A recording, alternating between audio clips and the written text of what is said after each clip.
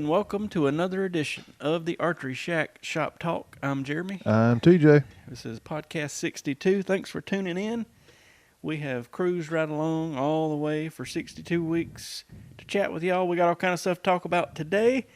Might talk a little bit about broadhead tests and tuning. We might talk about some new bows being released. Heard some stuff about some 3D cheating at an ASA event that I read about. Oh, Lord. Questions and answers, all kind of stuff. So thank you for being with us.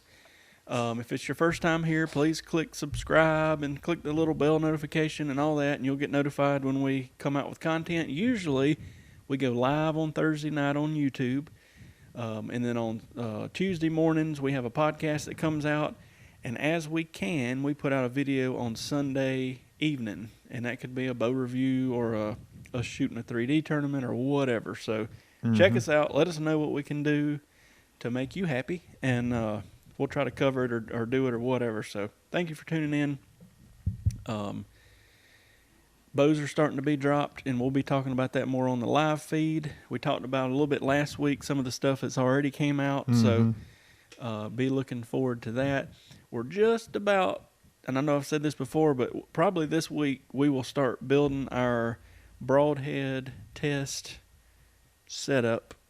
And what we want to do, we've talked about it before, but it's been a little while because we kind of came up with this idea in the middle of busy season and didn't have time. Yeah. But we want to just randomly take broadheads from different companies and sort of put them through a torture test, a penetration test, this, that, and the other, and just sort of compare them. And I don't even know if it's a necessary, like, comparing them, or if it's just this is what happened. I mean, to a certain degree on the penetration test, it'll be definitely like this is what this one did, this is what that one did. But we're going to make standalone videos for each head and not just a big conglomeration, you know. So, and I figure if we do that, you know, through the next couple years, you can look back and say, well, here's what a Mudsie did versus this new broadhead versus this, that, and other. So it'll work out good. But so far, and y'all help me, and y'all have helped me, what I've come up with or what I like the best, I definitely like the ballistic gel. Yeah. I really like the penetration test some folks did on YouTube, and they took like some boards and made this little thing where they shot through it and seen how many boards it would break through. You know what I mean? That was pretty neat. I definitely want to do like a deflection test, like if you're shooting at an angle, is one blade going to open and flip the arrow crazy? I sent you the thing the other day. Some folks took like a gallon jug, shot it, put a mark, filled it up, each one the same, shot it below the mark, and would literally time how long it took for the water to get down to that mark. Yeah. It's sort of how quick's the deer going to bleed out. And I know it's hard to judge, you know, do exact specifics, but I thought that was pretty cool. Yeah. My biggest thing is, how are we going to do a sharpness test? You know, I've seen people on YouTube take like a rubber band, and like, if I was sitting here checking 2 or 3 broadheads, I could definitely tell you this one cut it a lot quicker and a lot cleaner and all that stuff. Yeah. But it's going to be hard to translate that. I'd love to be like, this one took 3 grains of resistance, but this one took 4. I mean, I don't know how we're going to scientifically measure this, or if there is a way to do it. The only way I know that we might be able to do that is we're going to have to set up some kind of pressure test, like take a rubber band and just put it on something in some kind of scale. Yeah. That, you know, all we got to do is just take and push it down. Yeah. And when it cuts it, you know, it'll give us it'll give you how much pressure it took to cut it. We got to come up with something for that. If y'all have any ideas, let us know, because I'd like to get this going like this week. I'm really thinking, we've had this conversation before and talked to a couple people about it. You know, one of the drawbacks or the whatever we were talking about was like, well, you know, every year or two we swap bows. Yeah. And I don't want to like do this year with, say, a prime Black 3, and then next year we shoot it with this bow or that bow. So I think in my head, the best thing I've come up with is to just take one of my old bows, let's just say one of my old Matthews bows that I'm not going to sell, that I don't shoot, just so we've got a baseline for every broadhead that'll never change. You know, we'll make sure, keep it on the exact same poundage, the same everything. That way it's not like, well, this year we were shooting a 70-pound Hoyt, but then next year we're shooting a 70-pound prime or whatever. So Yeah. that's the best thing I can come up with, because ultimately I'm looking at this being like years and years and years and years down the road of broadhead tests, and I would love for it to be the same test this week as it is in 2025, you know what I mean? Yeah. So that we can just have a playlist and hopefully at some point have 50 or 100 broadhead tests on it, and it be the exact same. So And we still do have everybody's broadhead that sent it in to us and everything. We got a bunch of them. So Yeah. another thing, if anybody's a ballistic gel person, I've looked up how to make it, and we can buy it, we can make it, all this stuff. I'd prefer to keep it as cheap as possible, because it looks like it's going to be something we're going to need to do about once every week or two. Yeah. So if you know a lot about that, call us or email us or holler at us, because I'd like to know how you've done it or what's our best bang here for the buck. Mm-hmm. But I would love to make a small slab of it for each broadhead we test, and then we can just take a ruler and measure like this. I mean, because it's the same density. There's no, it's going to be the same, you know what I mean? So like, this one went in 11 inches, this one went in 1.5 feet, whatever. So that'll be one of the main tests we do, and I'd just like to know a little more about fooling with it. So, but yeah, let us know if you got any ideas or if you've seen something cool or whatever, because I'm just thinking with that same bow, it's an older, I hate that it's an older bow, but at least it's a consistent, we'll always have it. It'll just, you know what I mean? Like, I think that's the best bet. So, but as far as penetration and sharpness is the big thing, because without either buying a bunch of crap or whatever, I don't know how to test it. But as far as a sequence, I'm kind of thinking like we want to check sharpness first before we do anything. Yep. Then, and hopefully that's something in a controlled environment. Then probably ballistic gel. Yeah. And then get a little worse, then like deflection test, penetration, or I don't know what order, but if it's still alive at the end, I wouldn't mind like firing the thing into a concrete block or something. You know what I mean? Just like, this is what's going to happen if it stops like this. And I know that's not a real world. Yeah, I mean, you might hit a bone or something, but at least you'll just know, like, at the end of 50 broadheads, this ferrule bent, this one didn't, these blades fell off, this, just in general, this is what happened. Maybe before we actually, if we do the concrete block, maybe we ought to do, after we run it through the ballistic gel, through all before the cement block, we need to probably do another sharpness test just to see if the blades retain any kind of sharpness throughout. That's true. That's not a bad one. That is not a bad one. So, anyway, look forward to that very soon, because now we got a little bit of time to play more than we did. So, yeah, that will be fun. Let's talk about, I read a thing about, let's just talk in general about 3D cheating at these tournaments. I'll be honest, when we got out of shooting for a little while, that was the main reason. About late to mid 2000s, whenever it was, and just kind of was like taking a break.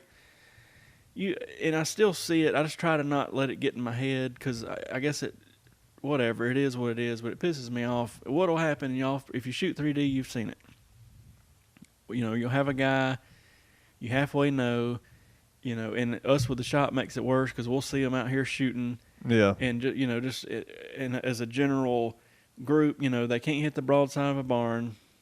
They're all over the place. And then they turn in some 3D score that's like great. And you're just like, I don't have any way to prove that they cheated, but for the last year, we've watched them shoot from afar, from working on their bow, or from a 3D shoot here, whatever, and know that they can't hit the broadside of a barn, and all of a sudden they turn in this great score. What do you do? And then you get into the whole, and it happens a lot with, and I hate to say it, but with kids, and I've seen it personally. A kid will shoot and be close, a 1/4 inch or 1/2 inch from a line, and the daddy or whoever will be like, "Oh, we'll just give it to you, boy." But I know what they're doing, but at the same time, it's like there's about 20 other kids or more that's going to get screwed because of this. And are they doing the same thing, or are they not? So I don't know. And then you say, well, you got to shoot groups of 3, and we've even had it happen out here where like 3 buddies show up and all 3 shoot a killer score. Yeah. And then when they come back and end up shooting with one of us or with some people they don't know, they shoot like a way worse score. Yeah. And it's not just a one-time thing. It's like several Yeah, shoots. the buddies shoot together. It's great. You split them up. It's bad. So I hate splitting people up because people like to go have a good time with their buddies and all that. And it's not a everybody does it sort of thing. But there's just certain people. Several years ago, we had a guy. Actually, I could name 2 or 3 people that we could shoot with, and they wouldn't shoot worth a flip. Mm-hmm. But then they'd come with family or friends and shoot a hell of a score. Yeah. What do you do? I don't know. But one time in particular, I remember a guy turned in a big score, and I was already telling TJ, like, man, this didn't happen, but we ain't got no way to prove it. Yeah. And then after the scores were announced and all that, another guy came to us and was like, listen, I seen the guy miss 2 targets. There's no way he shot that score. And we're like, well, we don't. What do y'all think? How do y'all do it at y'all's clubs, or how do you see it? What brought me to this was I seen a post online about a guy in an ASA shoot supposedly told a range official it had started raining, that it ruined his scorecards or something, and he was a scorekeeper, I guess. So he takes and rewrites supposedly the scorecards, but on his he fudged it a little. Fudged it a little bit, and then signed the other guy's name that was supposed to be the other scorekeeper. And anyway, so the other guy sees it online and calls ASA and says, hey, this guy didn't shoot this. That ain't my signature. He tells them that. They send him a picture of the scorecards. He says, that's not my signature. That's forged. And so I guess they pretty much told the guy, if we ever catch you, they disqualified him later and said, if we ever catch you doing this again, you're out. But I just wonder, have y'all seen it? What do you think about it? When we kind of quit shooting there for a couple of years, 10 years ago or whenever it was, that was a big part of it. I mean, you would see people, and it was the same way all the way around. I know a guy back in the late 90s, in a controlled environment with other people keeping score. He was one of those people, and he was an older guy, and I was a younger guy, but I could outshoot him no problem. I'm not saying this to brag, but I'm just using it as an example.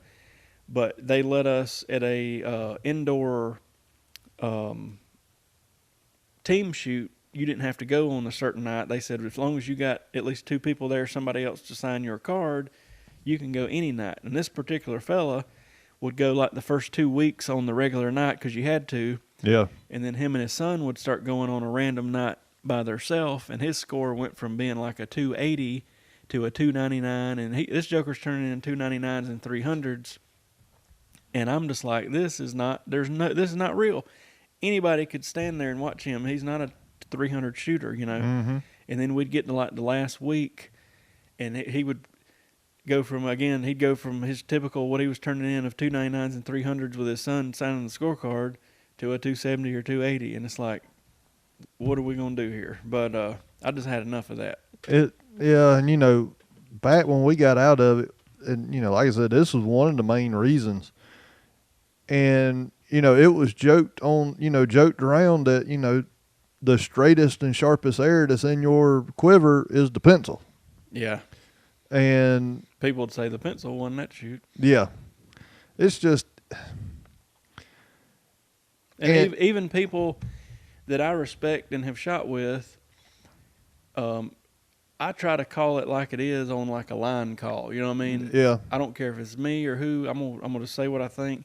But I've shot with people and I've thought that's an 1/8 inch out, and they'll be like, "No, that's in," and they'll want to argue about it. And I'm thinking, well, when they're shooting with their normal group, I understand why they're shooting such a high score. You know what I mean? But. And it's one of them, you're not supposed, like as a scorekeeper, you're not supposed to call your own error. Right. And so normally half the time, like if it's my error, if it's close or anything like that, I was like, y'all call it. I'm not calling my own error. Yeah. So y'all call it. If it's out, it's out. I don't care. If it's in, it's in. That's fine too. But I'm not going to call my own error. Yeah. But anyway, have y'all experienced that? What do you think about it? Is there a way to fix it? And I know the way to kind of fix it is to split people up, but I hate doing that because especially a new guy, you know what I mean? Oh, yeah. We get people a 3D shoot, a 3D tournament, and they're freaked out already. And you're like, hey, buddy, it's just us walking through the woods and no big deal. Mm-hmm. And you get them to a shoot and then split them up from their buddies. And I'm not saying they'll have an awful time, but I would, if I was new, I'd at least the first time or two want to shoot with somebody I knew or whatever. You know what I mean? I wouldn't want to be like, okay, here's these people, you're going to shoot with them, and you never know who they're going to end up with. So I really hate doing that. And most, like the shoots here at the shop, they're fun shoots. Yeah. Most of the time.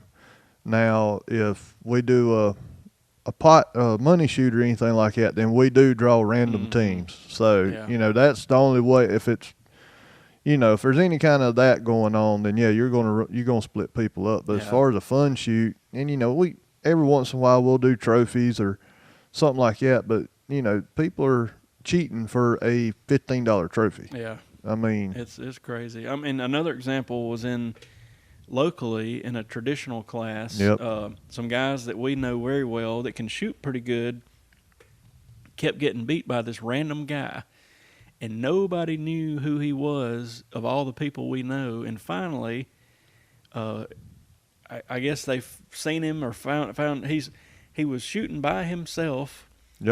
And going 30 minutes before, if the shoot's starting at 8, he's there at 7:30 and taking off by himself and then turning in these high scores. Well, finally, we even said something like, hey, we know this situation. We told a couple clubs, I ain't trying to rat nobody out, but we just some people we know that can shoot. There's no way they're getting spanked this bad. Oh yeah, unless this guy's like Fred Bear and nobody even can figure out who he is.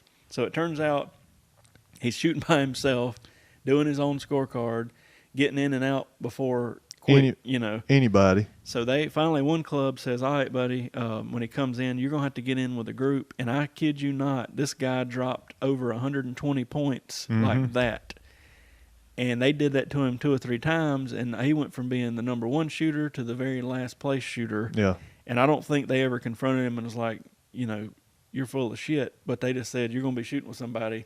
Never said, really why, and he all of a sudden fell off the face of the earth. So stuff like that pisses me off because, the people we know spend hours and hours and hours and hours, and they're hunting focused. They're not tournament people, but they spend all these hours and go to these shoots just to get spanked by some guy that's writing down random scores. Yeah, and plus the situation we're talking about, he was running 2 different names at the 2 different clubs. I forgot about that.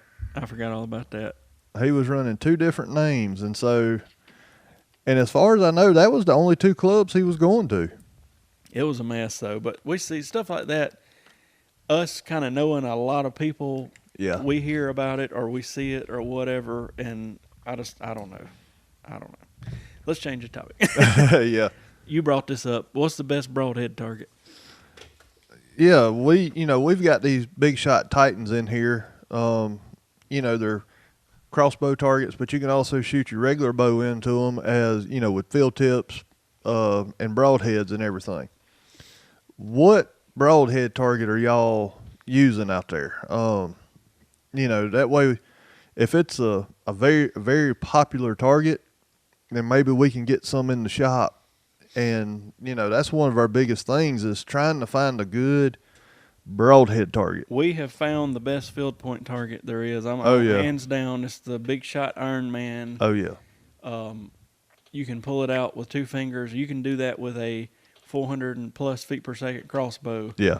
And now, who's the other company's copied them?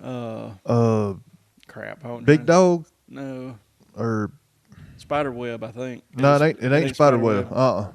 Somebody's copied Big Shot. Bulldog, and it is the exact same target, and I don't know how that works or if it's somehow the same company, but I don't know if you've seen them online, but they are the exact same target. Yeah. So either Big Shot got screwed or Big Shot licensed something or something happened there. But anyway, we've talked about them before and done videos, but you can fire them point blank, 400 feet per second crossbow, and slide them out with 2 fingers. So all we have to do literally is somebody comes in wanting a target, and they started around $90. I know that's a little more than like a bag target, but we'll just be like, if they got their bow, shoot it, pull it out, sold, no questions. But as for a broadhead target, they make a nice broadhead target. Yeah, they do. But I don't know. We hadn't sold that many of them. So what is the going broadhead target? Like, what do you buy? What should we be selling? I guess is what I'm asking, because I just feel like that's a weird thing, kind of like bow cases. Like, yeah.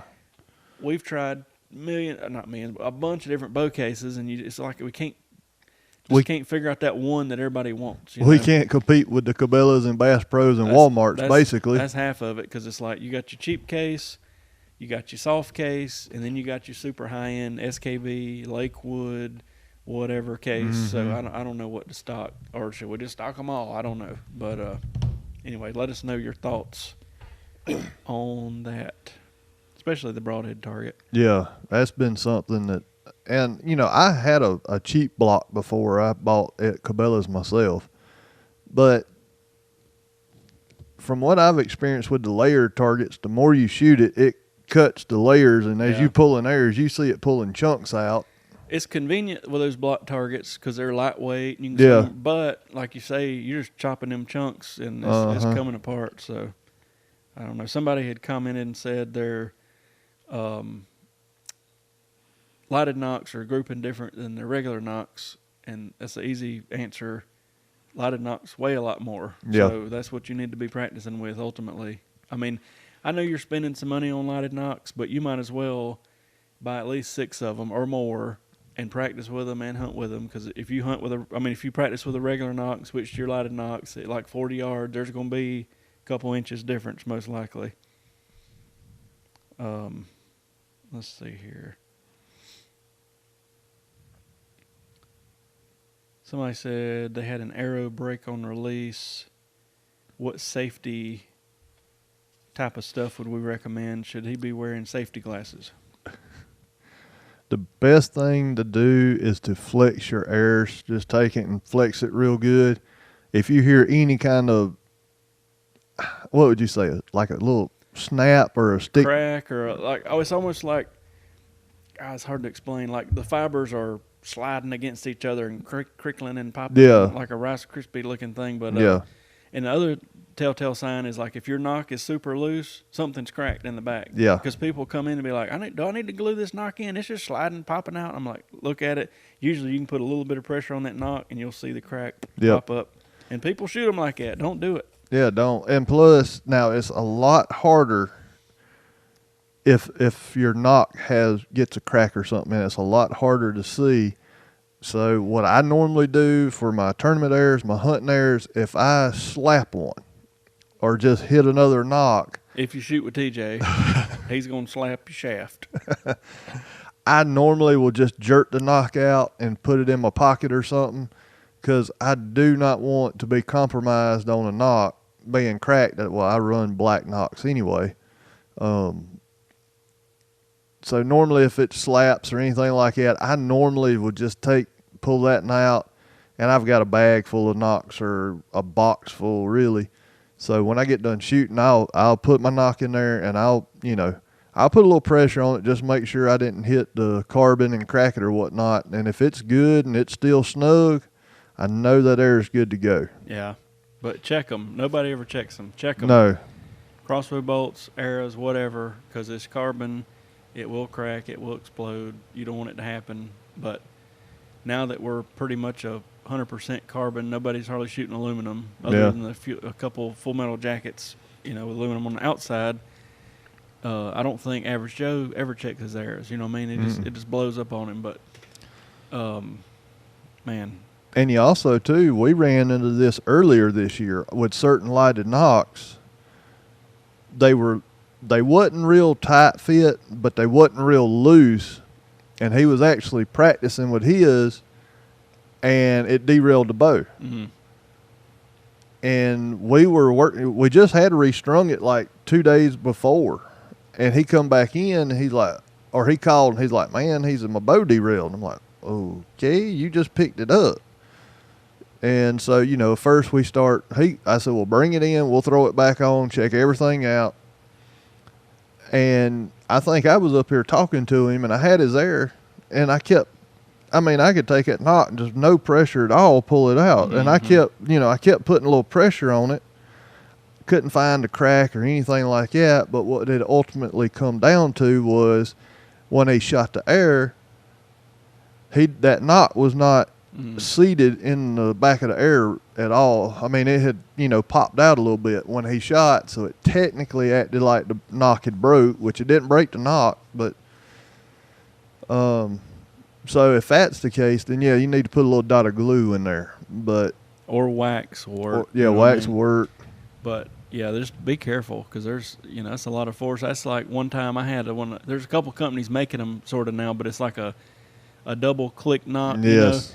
And I was actually tuning a bow, and it clicked one time, and I thought it was on there, and luckily, as I hit the back wall, the arrow fell off the string, and I was like, "What in the world?" So I let it down, and then I pushed hard, and it click. And I was like, okay. And I double clicked it and it stayed on there good. But just being used to a single click, I'm just glad the arrow fell off and didn't blow up when I shot it or something. But just be careful. And that's like, I see it a lot with lighted knocks, even the big names.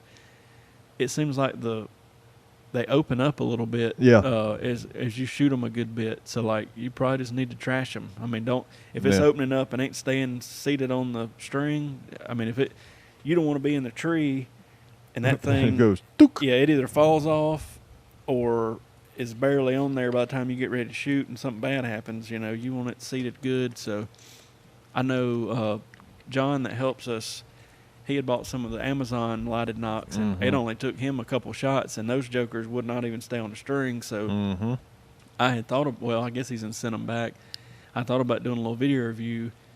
They worked, but I wouldn't recommend them because they will blow your bow up. So speaking of that, we a couple weeks ago got in one of those bows off Amazon. I did a little video on it, and that video has got more views than any video we've done in the past year, and that quick. What do y'all want to see us do a video on? I've thought about, to be honest with you, buying maybe some cheap like action cameras off Amazon and mounting them on a bow and doing a review like for $50 or $40 or whatever. This is what this looks like on a bow. Or do you want to see us buy random broadheads? Or it just seems like that's a big category because I know a lot of folks are shopping on Amazon. Yeah. But you got to be careful. Like those lighted knocks will blow your bow up. Like we could sort of be like, is this good or is this bullshit, product or whatever. And I know most of it's coming from China, but I had some people send me nasty emails about that bow, and I said, the big bow brands, the $300 and less and whatever dollar bows, they're coming from China too. It might say your brand on it, but a lot of them's coming from China. I don't want to call out any one manufacturer on here, but I could name at least three that their $300 and $400 bows come to us in a box that says it's straight from China, you know, and crossbows. So, what, I don't know.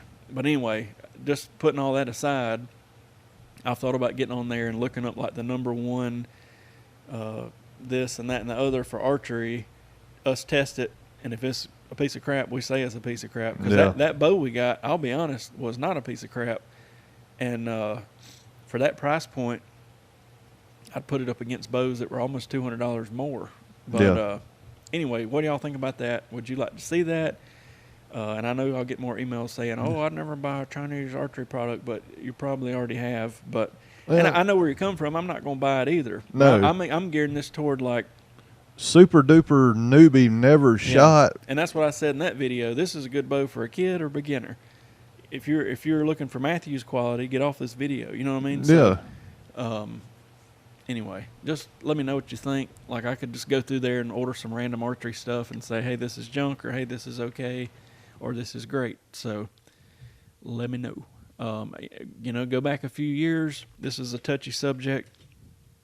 Somebody had brought in some of those Chinese Rage broadheads, and I don't know that ain't the same company. When you hold them side by side, they looked identical. That makes them for Rage, just making them under another name and selling them. But you could buy a dozen of these things on Amazon for like $20.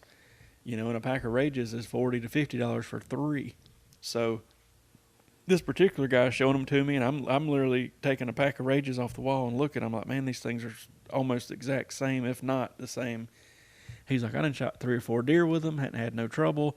you know, and then I read online, and there's some people saying, "Oh, I'd never buy those because they're from China," and other people are saying, "Why would you spend more than that?" You know, I don't know. Yeah. So anyway, what do y'all think? Let us have it in the comments. But I'm really thinking about ordering some random Amazon archery stuff, playing with it, short and long term, and seeing how it works. But yeah, one of the first things I thought about, I looked at the other night, is a lot of people come in wanting to video their hunt. Yep. Now this wouldn't be like a cinematic quality, but they got some $40 and $50 wannabe GoPros on there, and I thought, well, why don't we order one, mount it on a bow, and shoot around with it, and do a video and say, here's what it's going to look like. So Yeah. that may be something we do coming up soon. Anyway, I bet you can also buy like an older GoPro, the Black 5, and for $100 used, and you're still spending more than 40 or 50. But I don't know. That's a whole other video. Let us know what you want us to do them on. That's what I'm saying, I guess. Hopefully, we'll have new PSEs and bears and primes and all that to do a lot of videos on coming up soon. But we got more everything on that one bow from Amazon. I mean, like, it was crazy. It was like our number one video, the fastest growing video we've ever done, all this. So I'm like, well, obviously this is what people want to see. Even though I got a couple hate mails about it and I knew I would, this is what people are wondering about. You know, you get a new guy that don't know anything, let's help them somehow. Yeah. But anyway, let me think. What else is coming up? It's crazy, but it won't be long. It'll be Thanksgiving. Oh yeah, ain't gonna be long at all. That is wild. I think I seen a post on Facebook the other day. Said something like 10 Saturdays before Christmas. I was like, holy smoke.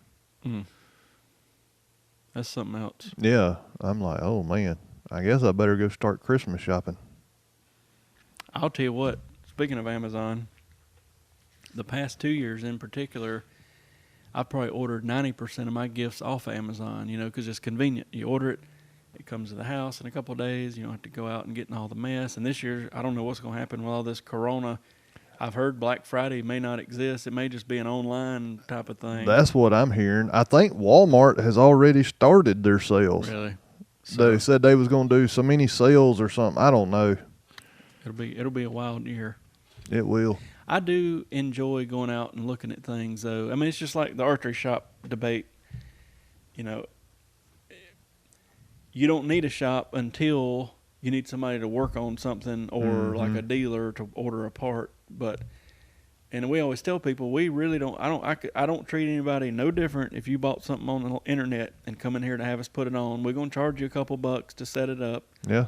No problem. But I know that there's some shops that'll treat you like dirt. Yeah. So, but anyway, it does seem like for us though, if we've got it in stock, even if it's a couple dollars more, people, and I'm the same way. If I go to, I don't even know, Best Buy, and they have something I want versus getting $10 or even $20 off according to the price of it, of course. But online, I'd rather buy it now and have it now than wait. Yeah. So it's just one of those. But Christmas is going to be wild this year, and then I'm hoping we'll start getting back to normal, you know.